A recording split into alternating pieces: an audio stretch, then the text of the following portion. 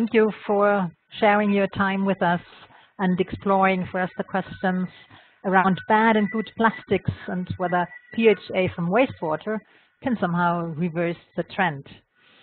We hear a lot about bad plastics in the media nearly every day nowadays, and there's I think a great search for good plastics all around the world, trying to find alternatives that do not have these bad characteristics as the conventional plastics that are made from oil, and Incover is certainly making a contribution to this.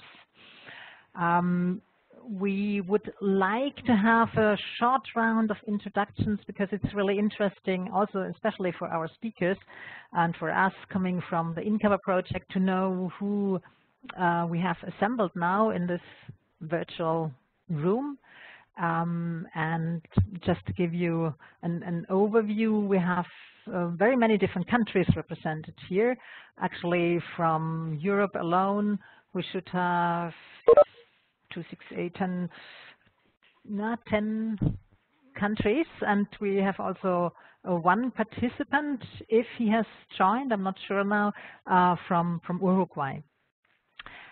We were expecting one person to join from the European Commission, but I can't see him now on the list. Otherwise, I would have given the word to him first.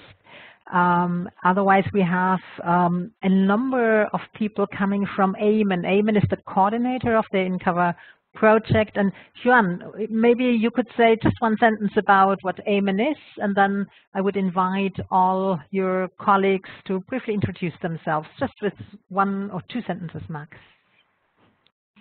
That's possible. Joan, would you go first?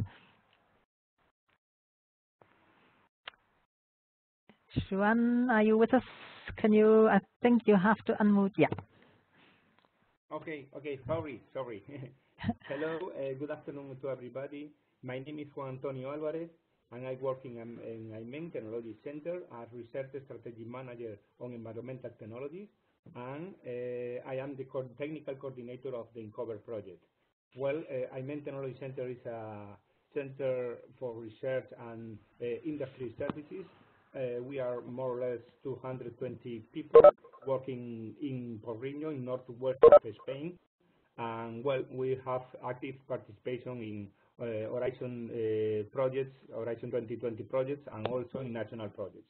Our expertise regarding environmental technologies are cost-effective wastewater treatment systems, and also development of optical sensing monitoring for improving the bioprocesses of different sources or different technologies. Thank you very much. Thank you, Joan. And from here, could I just ask everyone else who's also coming from AMEN to quickly say her or his name and how they are affiliated with AMEN? Who could start? I have here on my list Santiago. Is he here? I'm just going further. Christina? Yes, we are here. Okay. Bruno Ferreira, she's the coordinator of Environmental Department. Also with Cristina Avila from Environmental Department. Pilar Rey, Lorena Gonzalez, and Miguel from other departments of the AMEN. Okay, great. Anyone else from AMEN who we have not heard of? No, I think we are all together here with one computer. Aha, okay. Okay, good. Thank you. So we might actually be fully complete with all our participants. So thanks for being with us with such a strong delegation, if I may say so.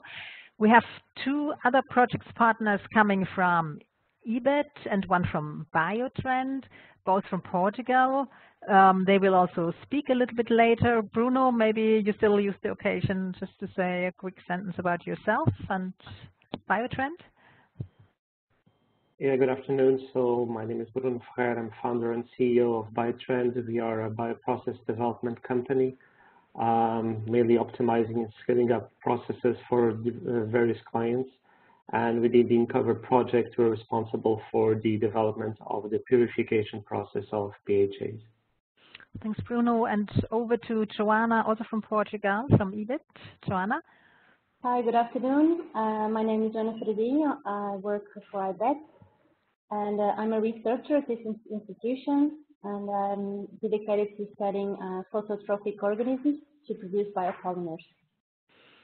Thanks, Joana. And I've heard that in the meantime, also the representative of the European Commission has joined the conversation. Alexandre Vacher, are you here?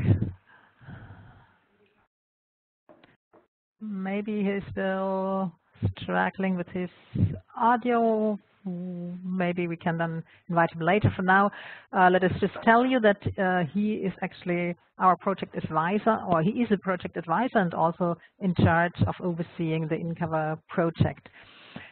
Staying in the south, we have two more participants from Spain. Natalia, would you want to briefly introduce yourself? Can't hear now. I just move on. If I don't get a reaction, I have also an Estelle. Can you hear me? No. And I stay in the south of Europe because we have two Italian participants. One is Nicola from the University of Verona. Nicola, do you want to introduce yourself briefly? Nicola? Hello?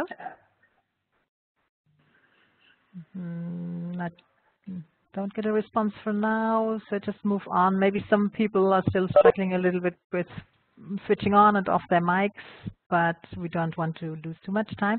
Francesco, are you up? Francesco Fantona? He's actually from a very similar project, but at the moment staying in Tokyo, which means that it would be midnight on his side, but I just check here. Do I see his name? Francesco Fatona? I can't see him now. Maybe he still fell asleep, who knows? Okay, then let us see. Within Europe, we are also very proud to see that we have two representatives from wastewater treatment department from Finland, from Helsinki. This is Marina Gran and Enrica Uggetti. Would you want to briefly introduce yourselves, Marina and Enrica?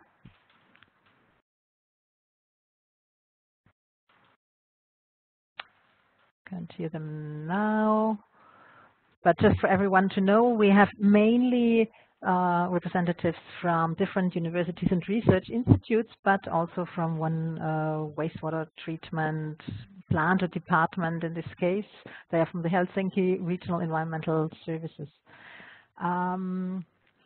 Further to that, one participant from Hungary, and I think we have briefly spoken before when the webinar actually started. Bernadette, a brief introduction from your side. Yeah. Can't hear her now, but it was perfectly before. Ah, there she is. Yes, so you didn't hear anything? Okay, so I'm Bernadette Lemaire, and I work for Budapest Waterworks in Hungary, and I am an operation engineer at a wastewater treatment plant, the biggest in Hungary, and our company is very interested in innovations. We don't have this kind of treatment of PHAs, so I'm very interested to hear about what can we do with it. Thanks, Bernadette. And actually, you are reminding me that we have actually two people from more practical environment, both from Budapest, it is, yeah, and Helsinki. That is great.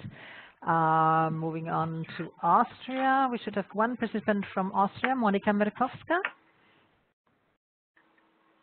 Monika?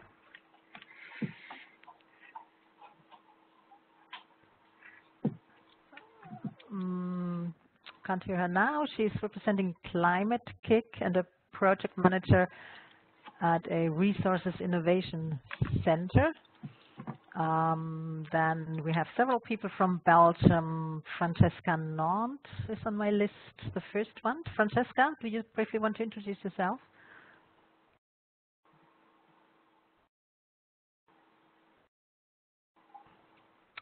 And I'm continuing with the Belgian participants, Lee and van der Schuren. Just unmute your microphone.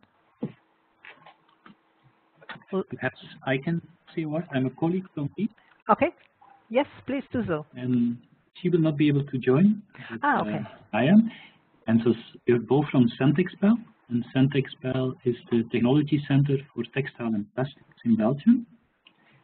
And from our side, we already did some tests with PHA to make textile fibers, so with extrusion. And so we're very interested in, let's say, any potential source for PHA. All right, that is very interesting, and I think here you are a top candidate for this webinar because we are very much interested actually, what does PHA mean in practice for those who are actually looking for it, and you seem to be one of those companies that are actually watching out and searching for PHAs that could be useful for them. Great to be here. So this was Guy Bill, or how do you pronounce yourself? Yeah, Guy Bill. Well, but your colleague Lien van der Schuren is not here then? No, she's not. Okay, okay. And finally, I have an Anna from Belgium as well. I don't know what her affiliation is. Anna, are you here? Just registered just briefly before the webinar. Anna, are you around? Okay, we can hear you. We have one Irish participant from Cork, Neil, from the University College Cork. Neil, if you briefly want to introduce yourself.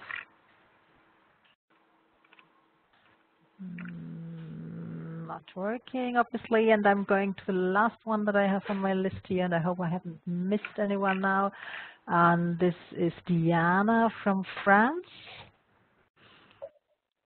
Hello, can you hear me? Yes, perfectly. My name is Diana Garcia. I am a research engineer working for the Laboratory of Environmental Biotechnology of INRA, which is the French National Institute for Research. So I work in environmental bioraffinery or all kinds of waste-based bioraffinery, and I am interested mostly in technology transfer.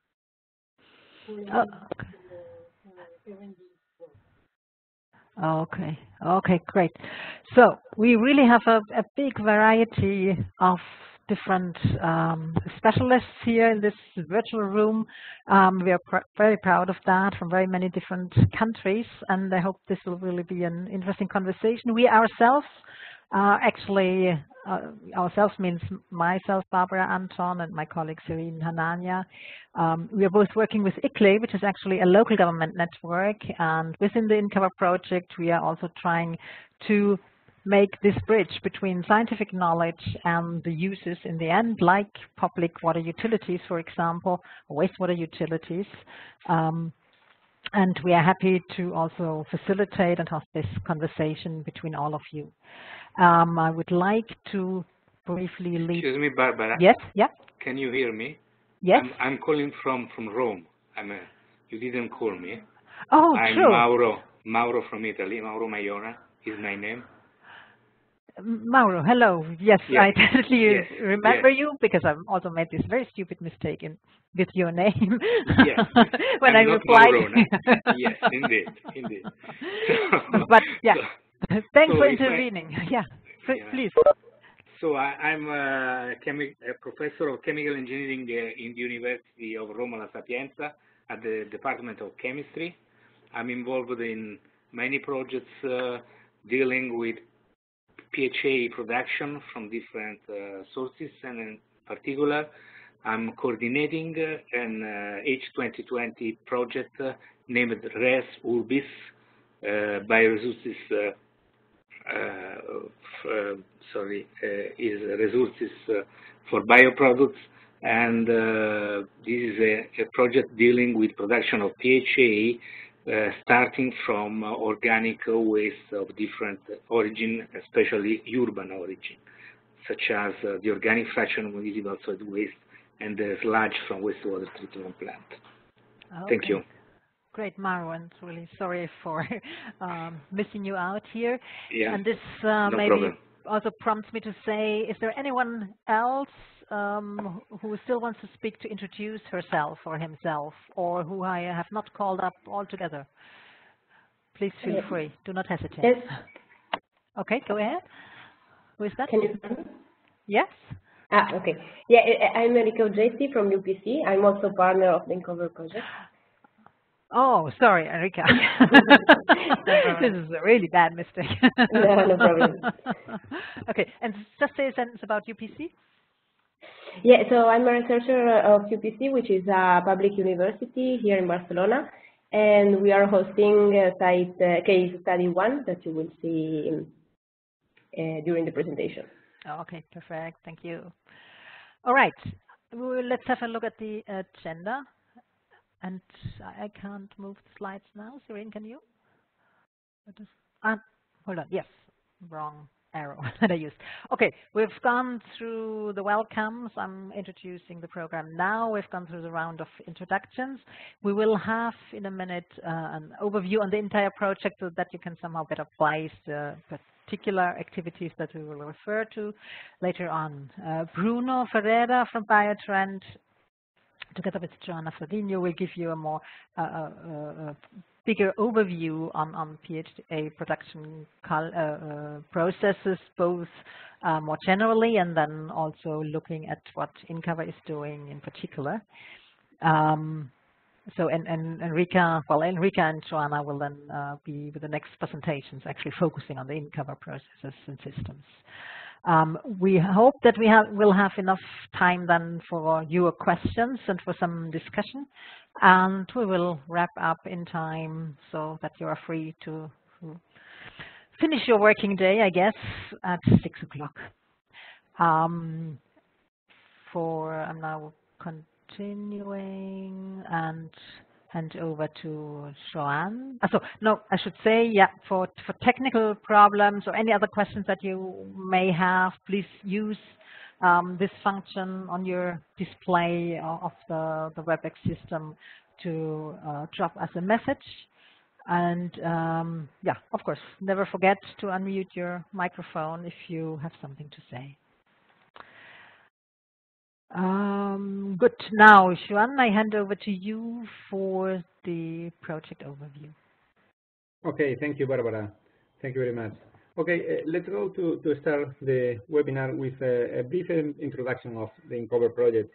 Our Incover project is a 3-year project. It's an innovation action. That means that it's a demonstration project implementing several technologies at a high scale in order to prove and to validate the performance of these technologies.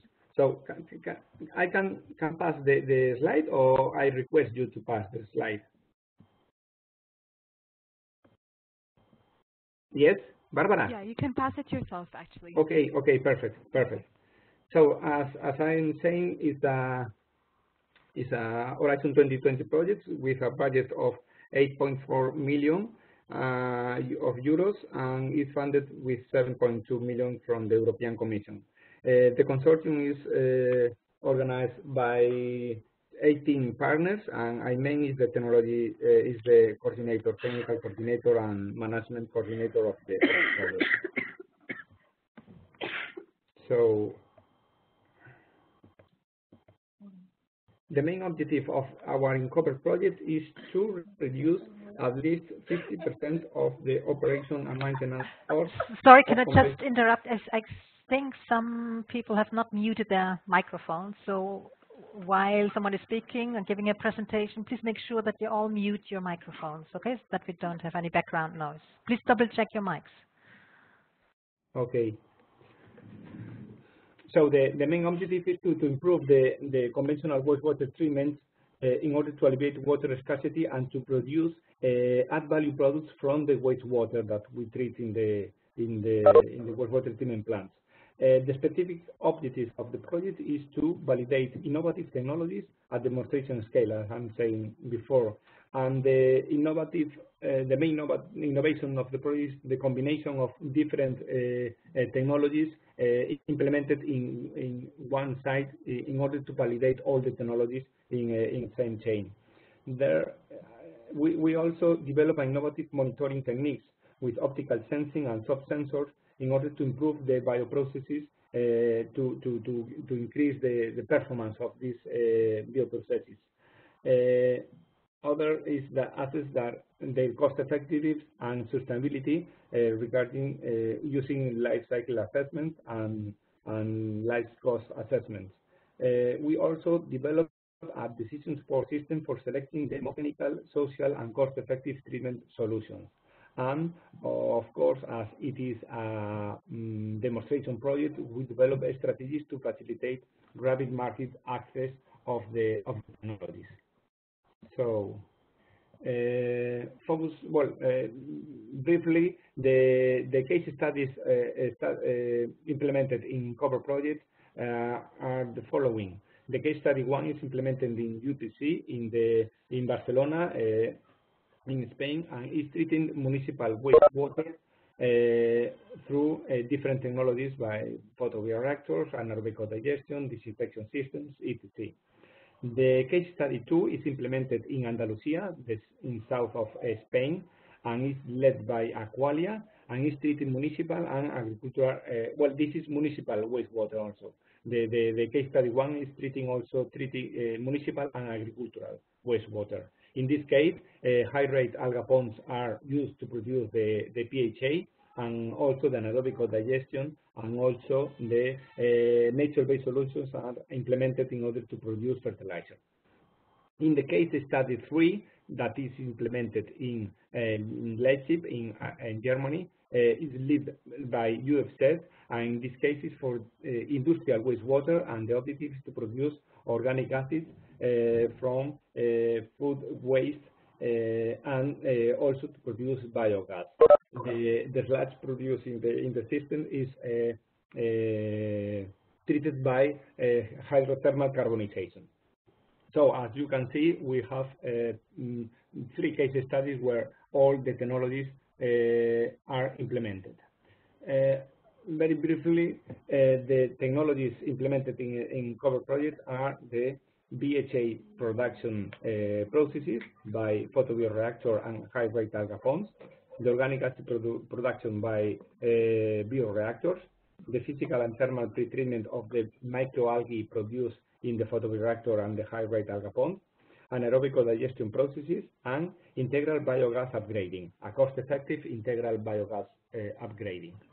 The next one, more technologies implemented in our sites are the nutrient recovery processes by absorption columns, planted filters, and for the disinfection, we use solar driving disinfection systems by anodic oxidation and ultrafiltration. Then the water treated is irrigated using a smart irrigation system, and the sludge produced in the system are treated by sludge treated wetlands, evaporative systems, and hydrothermal carbonization processes. Another innovative implementation is the development of optical sensing for monitoring of the bioprocesses. Finally, the Incover bioproducts are the following. The focus of this webinar is the bioplastics, the PHA, that is the main product. But we have also organic acids, biofertilizer, biochar, treated water, and energy as biomethane. And well, this is the list of partners that participating in our project. We have industries, water industries. We have a small and medium enterprise, association, research, and well, different types of partners with a specific role in the project. Thank you very much, and if you have questions, I can answer you as I can. Thank you very much. Thanks, Ron. Always quite a challenge to summarize such a very complex project in just very few words. Is there any immediate question that refers more to the overall project? If not, I would actually love to continue with our main theme for this afternoon, which is obviously the PHAs, and would like to hand over to Bruno for his general introduction. Bruno, are you ready to go? Yes, perfectly ready.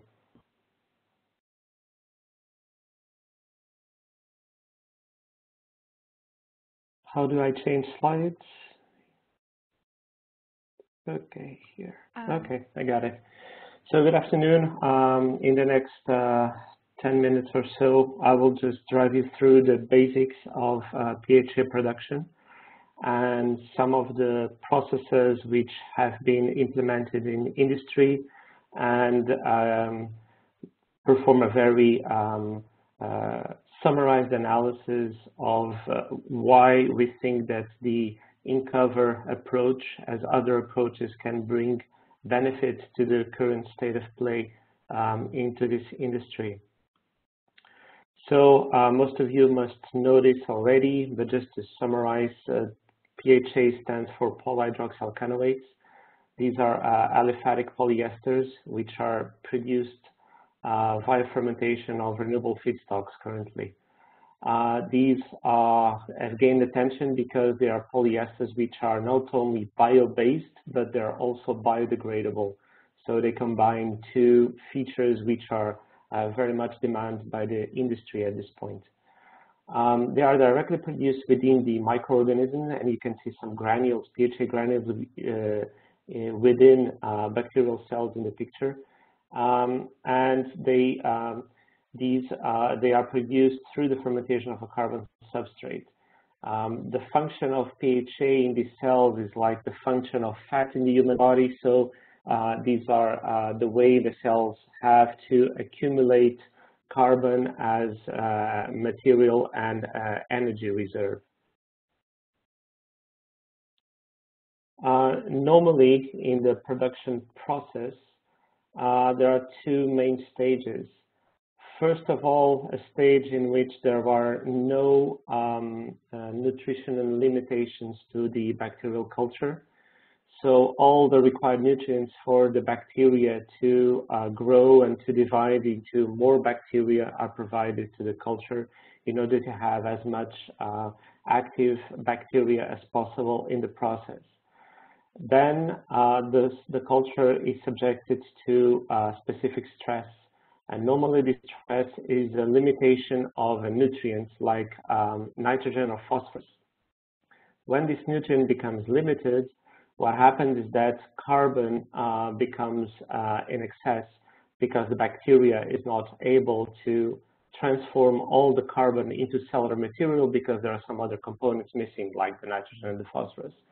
And so these clever bacteria have this mechanism in which they can nevertheless take up this excess carbon and store the excess carbon for future needs.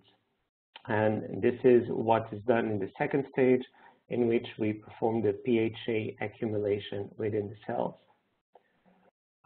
In this slide, I will not go into a detailed analysis of metabolism, but in the slide, I just want to show that depending on the actual carbon source, the accumulation of the polymer which is accumulated, the material which is accumulated can be different as well.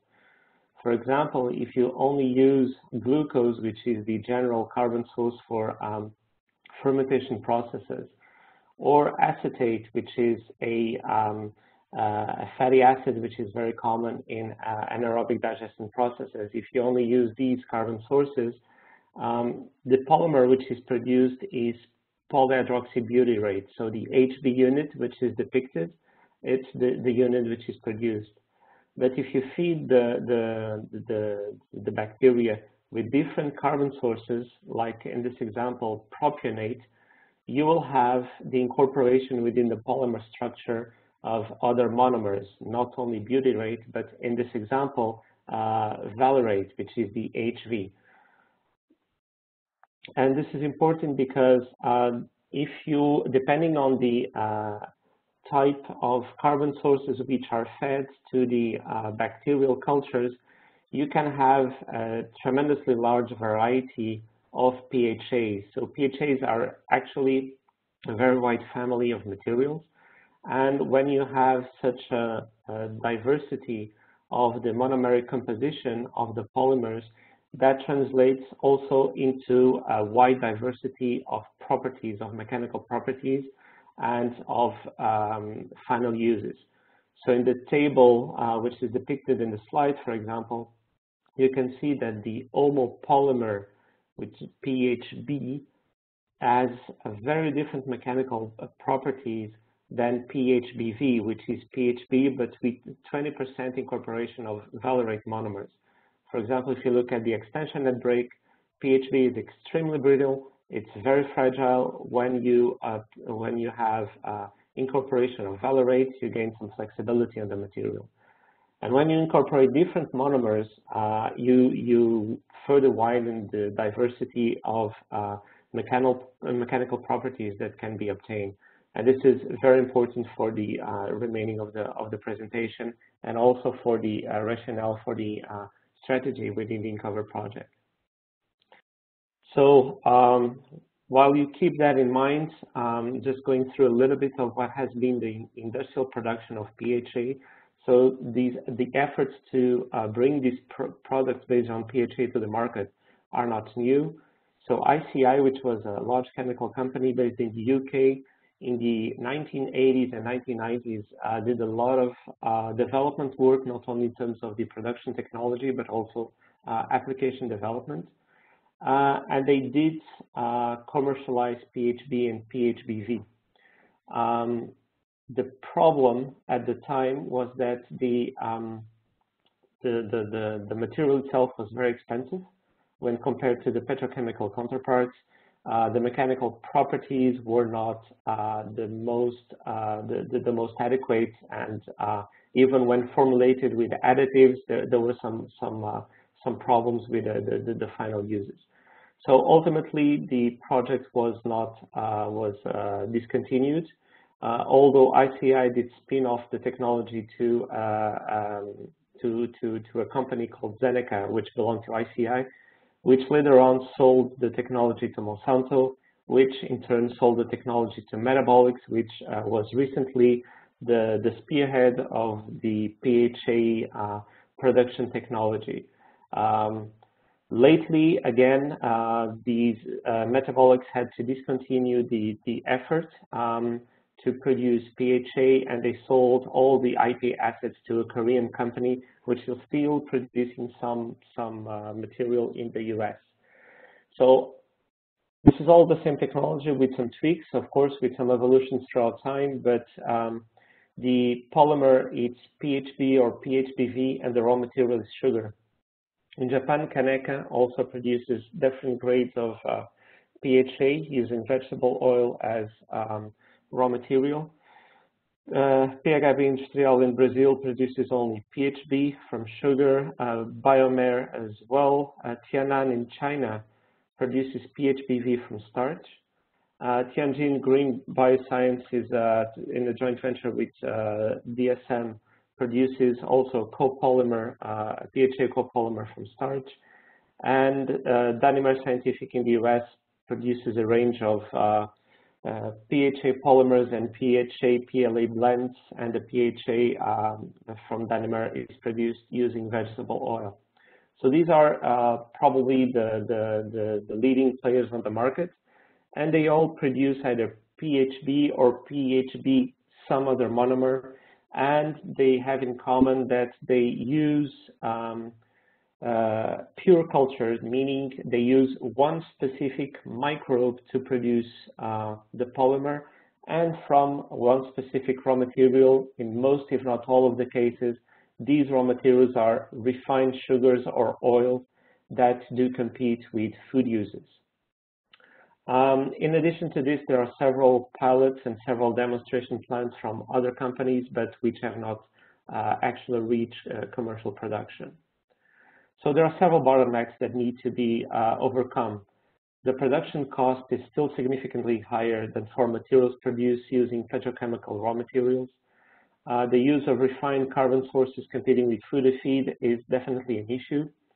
The purification processes are still a bottleneck for most players, since the standard process uses solvents in the purification process, although some aqueous-based processes have been recently claimed in industry. The material still has some narrow processing windows, particularly for the PHB homopolymer. This can be somehow overcome or minimize these limitations through proper formulation of the material, but it's still quite a challenge. And since it's the mechanical properties are not yet optimum, the market, and since the price tag is still fairly high, the market uptake has been quite slow, and economies of scale are not yet possible unless large-scale multi-purpose facilities with excess capacity are used. To try to circumvent some of these problems, there are being various efforts to use what are called second-generation carbon sources, meaning carbon sources that do not compete with food uses. But sadly, for the moment, the productivities so far are typically lower than the ones that are obtained with the refined materials. And pure cultures tend to struggle with the variations of the quality of these raw materials. And since most of these raw materials are byproducts of existing industrial operations, you cannot expect to have a constant specification. There are fluctuations in the process, which the pure culture tends to struggle a little bit with. More recently, there's been some efforts in developing processes for the production of PHA using methane as raw material. As you may be aware, the natural gas exploitation, particularly in the US, has been a revolution in the petrochemical industry in the last 10 years. And there's a natural gas which is at the moment plenty available and at fairly low cost, particularly in North America. But the microbes which are being tested and developed to use methane as carbon source could be very well applied to other sources of methane, like, for example, using upgraded biogas from various sources. So, but this is still a developing technology. The economics are still to be checked, and the large-scale infrastructure does entail some safety constraints because you need to mix the carbon source, which is methane, with oxygen, because the biological process is an aerobic process, and there are some safety issues that need to be considered. So the Incover project, what we are trying to do is to avoid, first of all, the use of refined raw materials. And the raw material is actually waste from municipal wastewater and agriculture wastewater as well.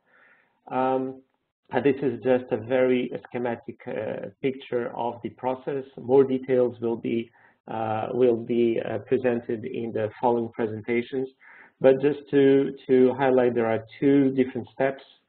One first step of conversion of the carbon in the waste by anaerobic fermentation, in order to produce a stream which is rich in volatile fatty acids like the acetic acid or the propionic acid that I mentioned before.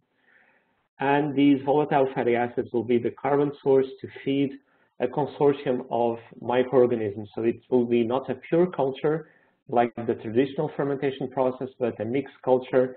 And within this mixed culture, we will have PHA producing bacteria. In the particular case of Incover, these are photosynthetic bacteria, which bring some extra advantages in terms of overall sustainability and carbon sequestration as well. So at the end of the PHA accumulation step, we have the treated wastewater, a PHA-rich biomass, which is then from which then the PHA is extracted and purified. So the advantages of using the mixed cultures are the ability to use more complex raw materials and an enhanced capacity to cope with fluctuations of the quality of the raw material. And of course, you'll realize that when you use municipal wastewater as raw material, you cannot expect to have a consistent quality in the stream that you're treating. Further, the production of VFAs in the anaerobic digestion steps leads to the production of copolymers.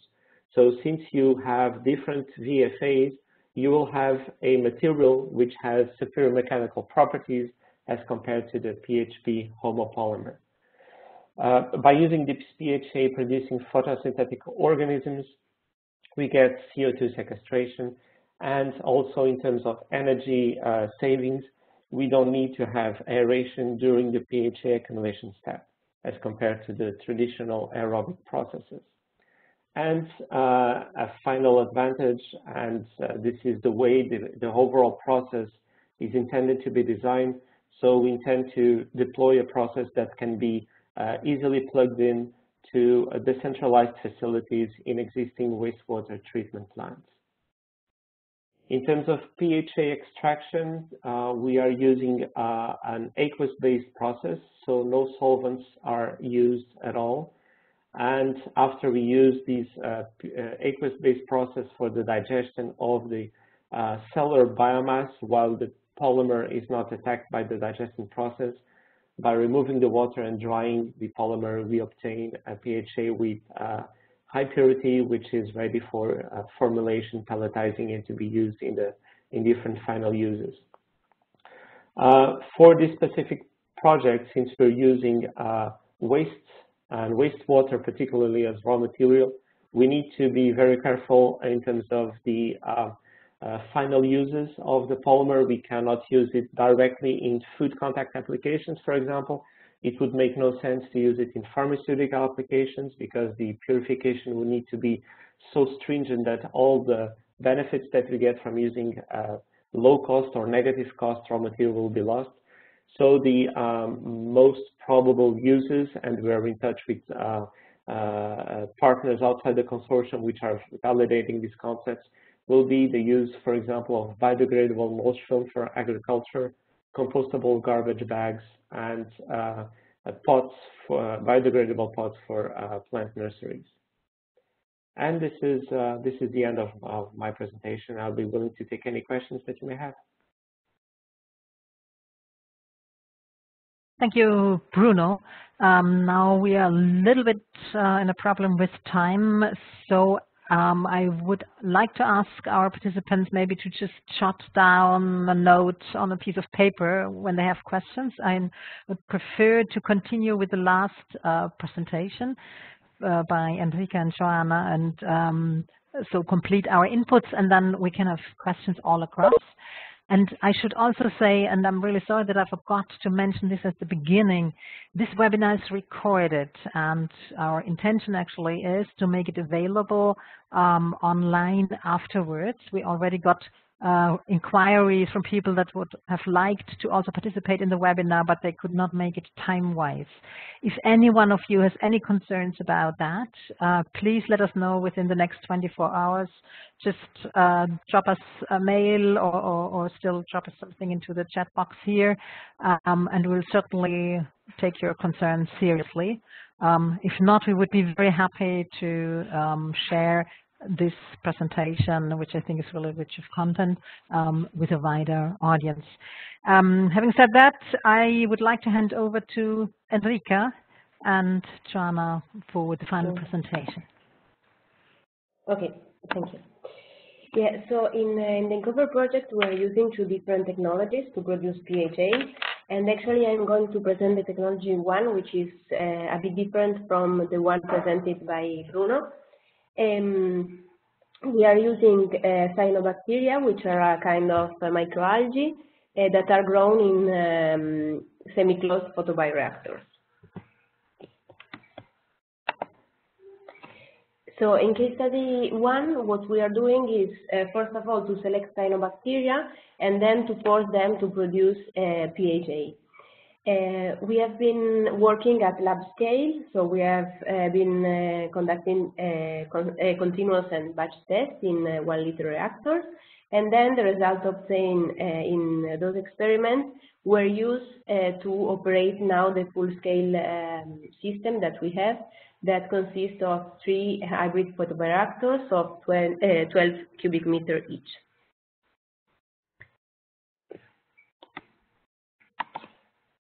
So in the lab scale test, the first step was to select the cyanobacteria. In fact, in this system, we start from a culture which was composed from green microalgae, which are not producing PHA, and cyanobacteria. So the first step was to select the cyanobacteria in order to have a culture dominated by them. And in order to do this, we were controlling the nutrient concentration, nitrogen and phosphorus, and we uncouple the hydraulic and solid retention time. So here you can see an example of our results. In the second graph, you can see how during the time of the experiment, the percentage of population of cyanobacteria in light blue was increasing from almost 0% to 70%. And in green, you can see the green microalgae Senedesmus in this case that was decreasing. So we were able in lab scale to select the cyanobacteria.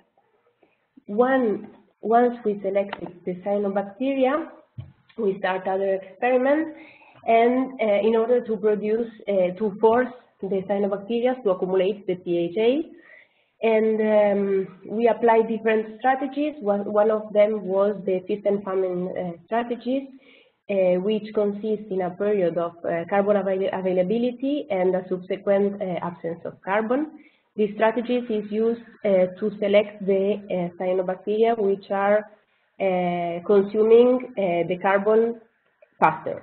So they are supposed to produce more PHA. And here in blue you can see the PHB concentration that we reached, and we were able to reach 4% in 48 hours.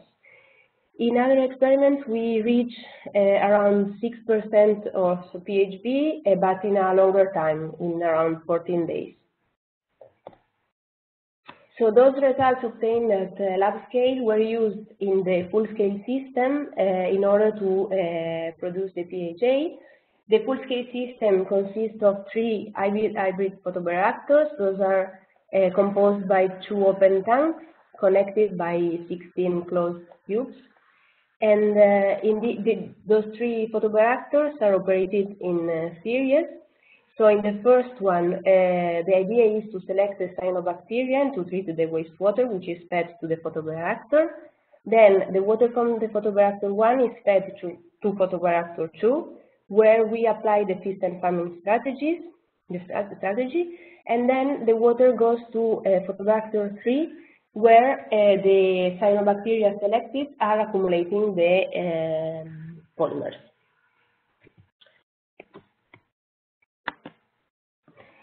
So the strategy is the following one. In the first one, we always have a pH around 8, or we try to have it, and the hydraulic retention time is higher than 5 days. The total phosphorus is really low in order to select the cyanobacteria, as I told before, and also we control the nitrogen phosphorus ratio. Those parameters are the ones that we found that were the best one in lab scale. Then in photobioreactor 2, we have carbon injection during 6 hours, and then 6 hours without carbon injection. This is a way to select the cyanobacteria that are consuming carbon faster. And then finally, in photobioreactor 3, where we don't have any other nutrients, we have inorganic carbon availability, so we are supposed to accumulate PHA here in this photobioreactor. We start the operation of this full scale in this way at the beginning of May, and we were able to select the cyanobacteria. As you can see here, we have samples from the 3 different photobioreactors. The one is the one on the left side, so you can appreciate the different color of the sample. This indicates the presence of cyanobacteria, and we basically found Crococcus.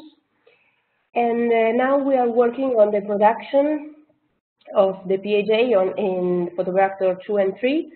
We reached a percentage of only 1.7%, but we are still at the beginning of this experiment, so we hope to have better results in the near future.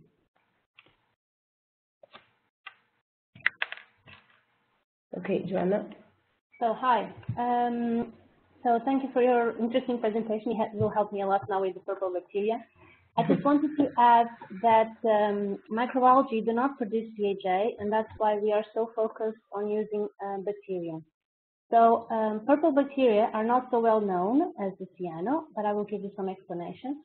And this is the model organism that is used in the technology number 2, Incover. The facilities that we are using are retrofitted high-rate algae ponds, where we want to replace the algae population by the purple bacteria. So, here. So, purple bacteria, you can see here a microscopic picture. They have a purple pigment, and you can see in contrast with aerobic organisms that have no color. So, with this photosynthetic pigment, they can produce energy by using the sunlight. And so the ATP is produced at their photosynthetic systems, and they don't need to be aerated in order to produce their energy, which is a clear advantage in comparison to the aerobic organisms, because then we can reduce the operating costs. Also, unlike the cyanobacteria that prefer inorganic carbon, purple bacteria are heterotrophic, so their preferred carbon source are organic acids. And these can be easily found in fermented substrates and wastewaters. So it's a very interesting technology where purple bacteria can treat and valorize residues while simultaneously producing PHA. What we are doing now, first we also did some scale tests, but at the moment we already implemented the technology at demonstration scale. And the scheme, you can see here, the feedstocks that we are using on the left are a mixture of domestic wastewater from a village in the south of Spain. And this process is implemented in a Chicana wastewater treatment plant. So this wastewater is mixed with residues from the sugar industry in order to increase the organic carbon content of the feedstock. So they are sent to a upflow anaerobic phlogibanket reactor to ferment this stream, so we can obtain a stream that is rich in organic acid. In turn, they are fed to 2 high-rate algae ponds. Each one has 32 square meters of illuminated surface area in a total of 18 cubic meters. And here, because of the continuous presence of organic acid, the algae population diminished, and we were able to enrich the system with purple bacteria. So every day, 1/6 of these ponds is purged and sent to clarifiers, where the biomass that is enriched in PHA will settle and then can be directed for PHA extraction. So I have some pictures you can just replace here, where you can see the 20 cubic meter USB that is fermenting the feedstock. And then you can see the 2 high-rate algae ponds that are not green, but they are a little bit brownish from the purple bacteria, and then the clarifiers. So the system has been started to be operated in the beginning of this summer. And you can see here the 2 ponds that are being operated, and they are at the different stages. So on the right side, you see green from an earlier startup where the culture is dominated by algae. And on the left, you can see a little bit of a purple color from the purple bacteria. What's interesting from this bacteria is that the feedstock that we are giving them is composed by a mixture of organic acids. And like Bruno said, when you have different compounds with, like propionic and valeric, these bacteria are capable of producing a PHA copolymer, which will have hydroxybutyrate and hydroxyvaleriate in different proportions. And at the moment, we are seeing that they are capable of accumulating a PHA with 35 to 40% of HB, which will give better processing properties to this biopolymer. From recent results, we are obtaining at the moment around 15% of PHA accumulation per volatile to standard solids, which is a value that we expect to increase in subsequent operations. So as a sum up, what's interesting about this technology of using purple bacteria is that we can provide them a feedstock that has a really low value, like domestic wastewater, mix it with sugar molasses residues, and by feeding it to a high rate to a pond that has been retrofitted for purple bacteria growth, we can obtain the PHA copolymer. This is a low-cost, solar-driven process that hopefully will reduce the production cost of PHA in comparison to some aerobic processes that require intensive aeration of the system. And that's it. If you have any questions, please do it. Thanks a lot, Joana. Thanks for giving us very detailed insights to better understand of how these different processes work for producing PHAs and Incover. We are a little bit in trouble with time now because against our expectations, we are already 20 minutes later, and we hope that we have ample time actually for you also to ask us your questions. And I guess you're in different situations. Some of you might have heard a lot what they have heard before in their professional backgrounds and contexts, and others might have more questions also. I personally, we can, in principle, leave the system a few minutes more open for you to answer some questions. Now I have to just briefly check with our speakers, Joan, but especially Bruno, Enrica, and Joana.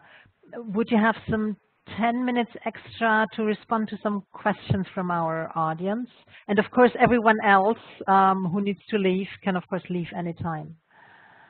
Can I just get a round of yeses or nos from our speakers? It's fine for me. Yeah, also for me. Okay. And okay from my side as well. All right. Okay. Joan, are you still here? But I think most important now is actually those that have presented the technology. So I do not want to waste any more time. I understand that some questions have already been asked to Bruno through the chat function, which might not be visible to me. Bruno, have you seen this? Wrapping up the seminar, the webinar. I don't think it's up to me to do any kind of a major summary of the outcomes. I guess what we have seen is that still a good deal of research is needed before PHA can really make the market. And we would certainly like to continue these conversations the next occasion where you can meet Incover partners talking about their innovative processes to extract all kinds of different resources, not only PHA, but also biomethane, but also nutrients, wastewater, and what else? A number of things. Charcoal, for example, from wastewater. And this will be a session that is taking place at the Local Renewables Conference in Freiburg. That is happening or taking place between the 24th and the 26th of October. On the 25th of October, there will be a session in the afternoon here in lovely Freiburg, and we would certainly be very happy to welcome some of you listening and discussing with us these issues further. So I think this, yeah. I thank everyone a lot that also had the patience to go with us through nearly more quarter of an hour more than that, and I hope we have made you curious also to follow these developments. And yes, thanks a lot again, and maybe meet you again at some other point in a webinar or maybe in a conference. Thanks a lot to everyone. Bye-bye.